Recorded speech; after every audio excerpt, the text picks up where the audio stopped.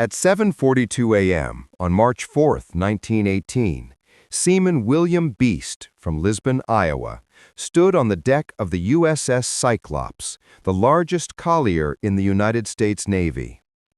The harbor of Bridgetown, Barbados, was shrinking behind him, bathed in the warm glow of the morning sun. The Caribbean waters stretched calm and blue as far as the eye could see. For Beast, 23 years old and eager to serve his country, the voyage home to Baltimore should have been routine, just 9 days at sea. He had enlisted the previous summer, trained at the Great Lakes Naval Base, and been assigned to the Cyclops simply because the Navy needed crew and the Cyclops needed men. Letters home had been full of excitement, descriptions of life aboard the massive ship, and anticipation for American soil. But as he breathed in the salty air, he had no idea that the journey ahead would never reach its destination. Captain George Worley had reported weather fair, all well. Those words would be the last ever heard from the Cyclops. Somewhere between Barbados and the U.S. coast, the enormous collier disappeared completely. No distress signals, no debris, no lifeboats, not even a single cork life preserver floated on the ocean.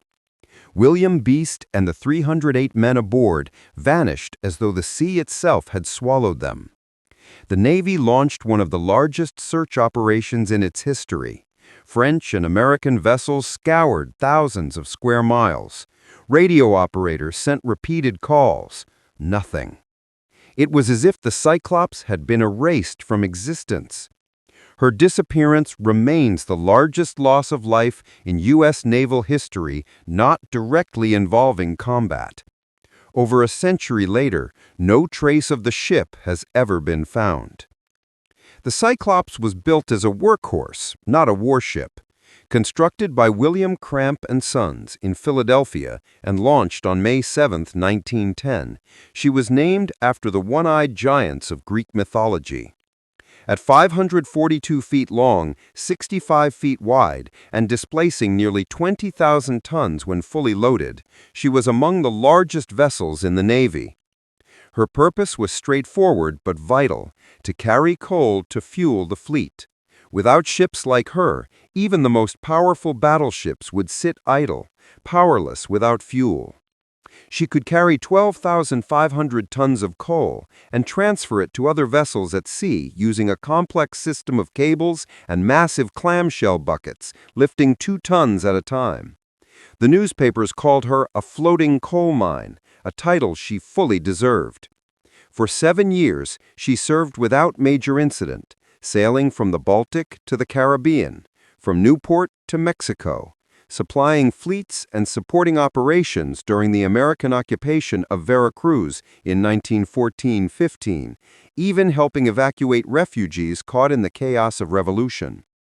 Yet despite her power, the Cyclops had a fatal flaw. Her flat bottom and wide beam made her stable with a full cargo, but also prone to dangerous rolling in heavy seas. Sailors knew the sickening tilt, the long seconds of terror as the deck leaned far past what seemed survivable.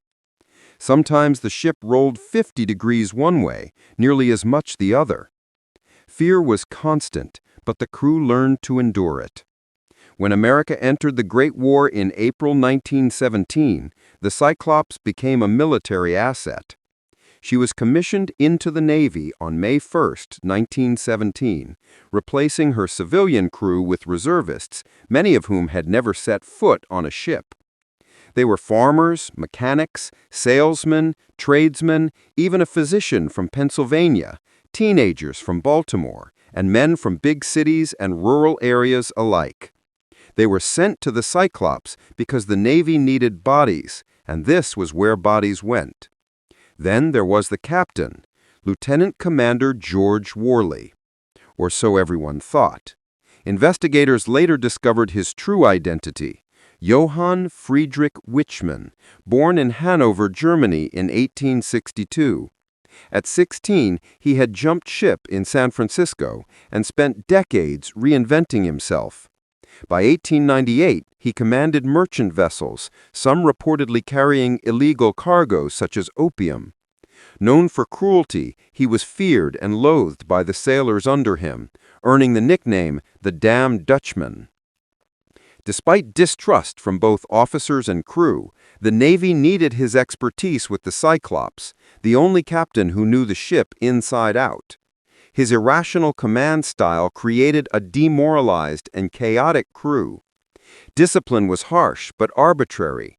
Minor infractions were punished, serious risks went unchecked. Sailors whispered in fear and uncertainty. Conrad Nervig, a young officer assigned in the summer of 1917, recalled Worley as gruff, eccentric, and a poor navigator. Safety was often neglected. Nervig witnessed a sailor drown near the propeller, an accident that could have been prevented by competent command. Worley's failures and the ship's instability were a dangerous combination. In January 1918, the Cyclops was assigned to the Naval Overseas Transportation Service with a critical mission: deliver coal to Brazil and return with 11,000 tons of manganese ore, essential for steel, munitions, and weapons for American soldiers.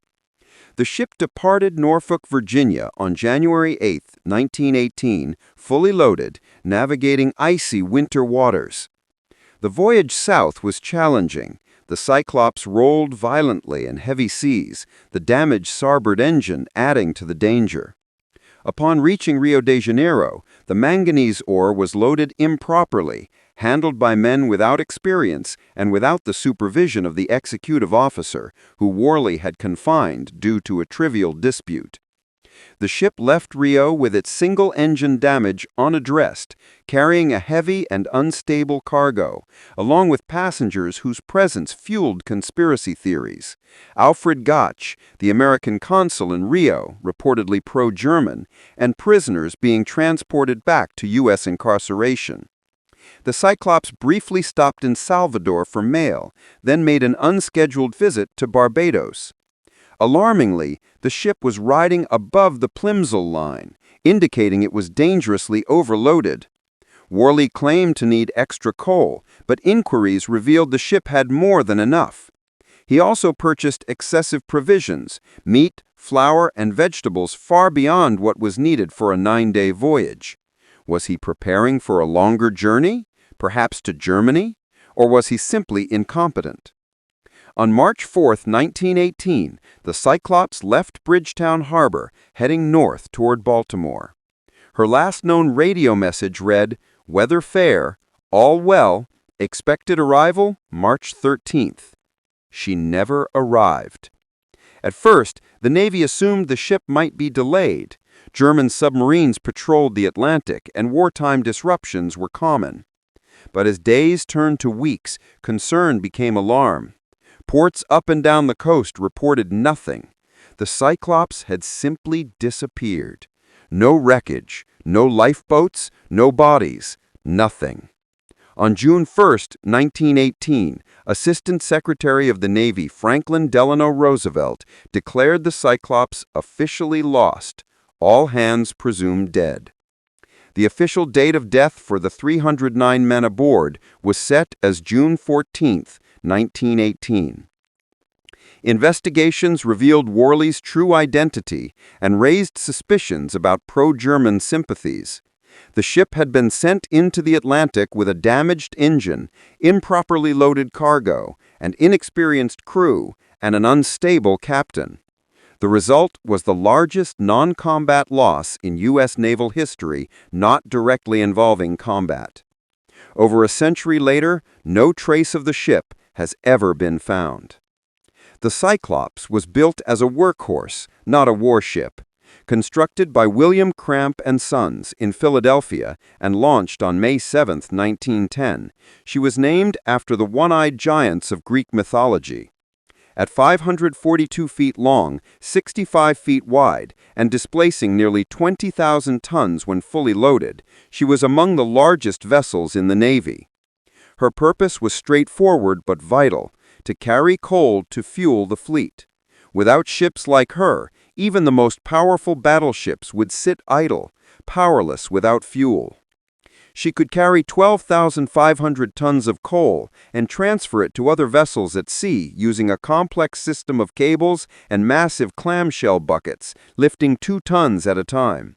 The newspapers called her a floating coal mine, a title she fully deserved. For 7 years, she served without major incident, sailing from the Baltic to the Caribbean, from Newport to Mexico, supplying fleets and supporting operations during the American occupation of Veracruz in 1914-15, even helping evacuate refugees caught in the chaos of revolution. Yet despite her power, the Cyclops had a fatal flaw. Her flat bottom and wide beam made her stable with a full cargo, but also prone to dangerous rolling in heavy seas. Sailors knew the sickening tilt, the long seconds. The Cyclops' passenger list included Gottschalk, the consul general, known for his reported pro-German sympathies. Was this mere coincidence, or something far more sinister? After the ship disappeared, Livingston sent a troubling telegram to the State Department. He described Wally as the damned Dutchman, noting that other officers generally disliked him. He mentioned rumors of disturbances during the voyage from Brazil, of men being confined, and even of at least one execution. While he admitted having no concrete evidence, Livingston feared something worse than sinking might have occurred, hinting at treason. He suggested Wally might have deliberately handed the ship over to the Germans. It was an explosive accusation, one that gripped a nation already at war. The notion that a German spy had seized the ship carrying American sailors and delivered them to the Kaiser was dramatic, almost too incredible to believe. The theory was carefully investigated. After the war ended in November 1918, American officials accessed German naval records. They searched for any trace of the Cyclops: capture reports, prisoner logs, cargo deliveries to German ports. They found nothing. No German submarine claimed the ship. No raider intercepted her. The German government denied any knowledge of the Cyclops during or after the war. Whatever had happened, it was not enemy action.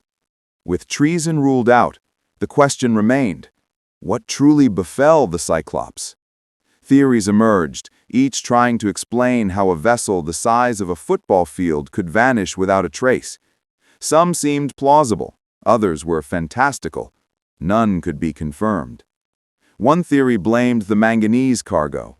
Unlike coal, manganese is far denser and behaves unpredictably in the holds. The Cyclops' hatch covers were canvas, not steel. When wet, manganese can absorb water, turning into a shifting slurry. In rough seas, a sudden shift of cargo could capsize the ship almost instantly, leaving no time for distress signals or lifeboats. One moment the Cyclops was steaming north, the next she might have been overturned, disappearing beneath the waves. Structural failure was another possibility. The Cyclops and her 3 sister ships were designed for coal, not dense metallic ores. Rear Admiral George Vander suggested that the I-beams, the supports giving the ship its strength, might have weakened over time due to corrosion from previous cargoes. This was confirmed on the USS Jason. Another sister ship, the freighter Chukchi, had snapped in two in calm seas. A Cyclops battered by storms with weakened supports and overloaded with ore could have broken apart mid-voyage. The bow and stern, riding wave crests, could have left the heavy midsection unsupported, snapping the ship like a twig. Conrad Nervig, an officer familiar with the Cyclops, believed this is exactly what occurred. He theorized that manganese was improperly concentrated amidships instead of evenly distributed. The officer who knew proper loading procedures had been confined. Without his expertise, the crew loaded the ore as if it were coal. The resulting misdistribution caused immense stress in rough seas. Nervig wrote, "The stress would have caused the ship to break apart almost instantly. There would have been no time to call for help, no time to lower the boats, just a sudden catastrophic failure. The bow and stern would have sunk separately, dragging the crew down. Within minutes, nothing would remain on the surface. No debris, no survivors, just empty ocean." This theory gained weight when history repeated itself. Two of the Cyclops' sister ships disappeared under eerily similar circumstances. The USS Proteus, the class leader, was sold to Canadian interests in 1941 to carry bauxite ore. After November 23, 1941, she vanished in the Caribbean with 58 men aboard. German U-boats were in the area, but post-war records revealed no engagement. The Proteus, like the Cyclops, disappeared without a trace. The USS Nereus followed a nearly identical path. In December 1941, while carrying bauxite from St. Thomas in the Virgin Islands, she vanished with 61 men aboard. Again, German records confirmed no attack. 3 sister ships, 3 dense metallic cargoes, 3 total disappearances. The pattern was impossible to ignore. The 4th sister ship, the USS Jupiter, avoided this fate only because she was converted into America's first aircraft carrier, the USS Langley. She never carried ore, survived until 1942, and sank only after a Japanese bombing. Her crew rescued, her loss documented. Unlike her sisters, Langley left survivors and wreckage. In the aftermath, public fascination turned to legend. The Cyclops' disappearance became intertwined with other unexplained vanishings in the western Atlantic, bounded roughly by Miami, Bermuda, and Puerto Rico. This area would later become infamous as the Bermuda Triangle. Stories multiplied: giant octopuses, underwater whirlpools, alien abductions, even portals to other dimensions. The fact that multiple sister ships had disappeared in the same area only fueled speculation. Yet, as Larry Couchet demonstrated in The Bermuda Triangle Mystery Solved, 1975, the truth was far more mundane. The triangle's tales were the product of human error, mechanical failure, weather, and coincidence. Ships sink, planes crash.